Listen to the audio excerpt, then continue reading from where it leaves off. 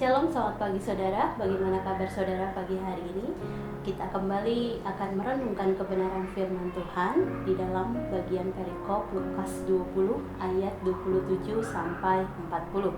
Saya akan bacakan bagian perikop firman Tuhan ini bagi kita semua. Demikian firman Tuhan. Maka datanglah kepada Yesus beberapa orang Saduki yang tidak mengakui adanya kebangkitan. Mereka bertanya kepadanya, "Guru, Musa menuliskan perintah ini untuk kita. Jika seorang yang mempunyai saudara laki-laki mati, sedang istrinya masih ada, tetapi ia tidak meninggalkan anak, saudaranya harus kawin dengan istrinya itu dan membangkitkan keturunan bagi saudaranya itu."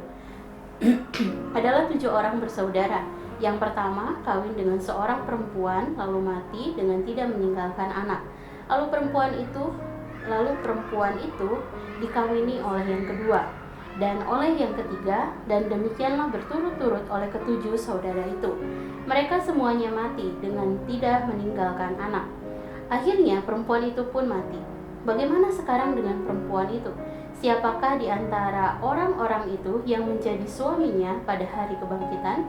Sebab ketujuhnya telah beristrikan dia.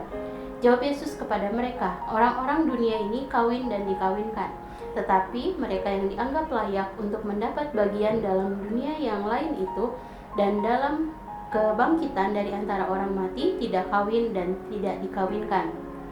Sebab mereka tidak dapat mati lagi.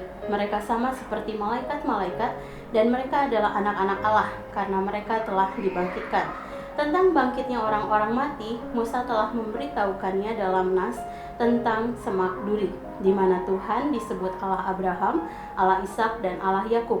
Ia bukan Allah orang mati, melainkan Allah orang hidup, sebab di hadapan Dia semua orang hidup. Mendengar itu beberapa ahli Taurat berkata, "Guru, jawabanmu itu tepat sekali," sebab mereka tidak berani lagi menanyakan apa-apa kepada Yesus. Dan renungan pada pagi hari ini berjudul Pertanyaan Orang Saduki tentang Kebangkitan. Bapak Ibu Saudara sekalian, dalam perikop ini orang-orang Saduki memberikan pertanyaan kepada Yesus mengenai kebangkitan. Orang-orang Saduki sebenarnya adalah kaum yang tidak mempercayai adanya kebangkitan, sehingga mereka berusaha menjatuhkan Yesus dengan mempertanyakan tentang status seorang wanita yang menikah beberapa kali sebab suami-suaminya meninggal dunia. Setelah wanita tersebut meninggal dan kembali bertemu dengan para suaminya, bagaimana sekarang dengan perempuan itu? Siapakah di antara orang-orang itu yang menjadi suaminya pada hari kebangkitan? Yesus memberikan jawaban dengan menjelaskan bahwa mereka yang dianggap layak untuk mendapat bagian dalam dunia yang lain tidak kawin dan dikawinkan, tidak dapat mati lagi, sama seperti malaikat-malaikat, dan mereka adalah anak-anak Allah, karena mereka telah dibangkitkan. Jawaban Yesus tersebut menggambarkan kondisi orang percaya dalam kekekalan yang tidak akan menyatu dengan pasangannya. Sebab dalam kekekalan, kasih sejati akan diperoleh ketika setiap kita menyatu dengan Allah Tritunggal yang kudus. Bahkan keadaan kita akan abadi dan memiliki status sebagai anak-anak Allah. Saudara, kematian bukanlah sesuatu yang menakutkan. Kematian adalah suatu masa di mana orang percaya dibangkitkan dan menjadi satu dengan Allah Tritunggal, agar dapat hidup dalam kekekalan bersamanya. Sehingga respon hati kita saat kematian datang menghampiri kita atau orang-orang terdekat dengan kita adalah bersukacita. Sebab kita mengetahui dengan pasti keselamatan kita dalam nama Yesus Kristus akan membawa kita pada penyatuan yang kudus dengan Allah Tritunggal di surga nanti. Hal ini bukan berarti kita tidak dapat menangis dan bersedih karena berpisah dengan orang-orang yang kita sayangi oleh sebab kematian. Sebab meskipun kita bersedih, namun kita percaya bahwa perpisahan ini hanya bersifat sementara. Dan akan tiba waktunya kita akan bersama-sama dengan mereka kembali. Saudara, Mari sejenak kita merenungkan firman yang baru saja kita dengar. Saudara, apakah saat ini saudara sedang mengalami kesedihan akibat kehilangan orang yang saudara sayangi? Jika iya, janganlah berlarut-larut dalam kesedihan tersebut.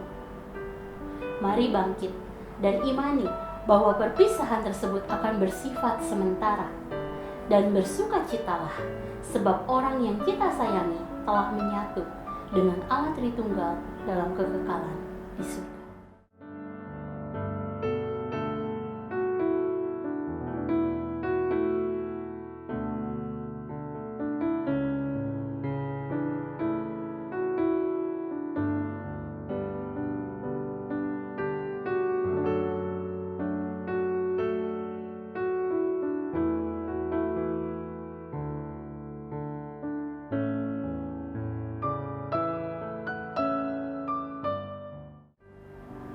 Demikian firman Tuhan hari ini.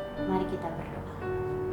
Terima kasih Tuhan, satu hari Allah tambahkan di dalam kehidupan kami. Sungguh adalah sebuah pengharapan besar apabila ketika kematian datang menghampiri kami atau menghampiri orang-orang yang kami sayangi, itu adalah satu masa di mana kami akan menyatu dengan Allah Tritunggal. Oleh sebab itu Tuhan, mari buat hati kami bersukacita, mari buat hati kami tetap memiliki pengharapan di dalam kondisi kami yang seperti apapun. Kami percaya bahwa ada kasih Allah, bahwa ada penyertaan Allah di dalam setiap kehidupan kami. Dan mari ajar kami untuk kami bisa melihat bahwa kematian bukan sesuatu yang menakutkan, tetapi satu masa, satu momen di mana kami akan menyatu dengan Allah Tritunggal di dalam kekekalan bersama dengan Engkau. Dan kami bersyukur, kami mengucap syukur karena Allah yang begitu luar biasa menjadi Allah dalam kehidupan kami. Terima kasih Tuhan, kami menyerahkan seluruh hari ini ke dalam tangan kasih-Mu yang kami percayalah menolong kami di dalam segala hal yang kami kerjakan. Terima kasih, dan di dalam nama-Mu Tuhan Yesus kami berdoa dan mengucap syukur. Haleluya, amin. Selamat menjalani hari bersama dengan Tuhan. Tuhan Yesus memberkati.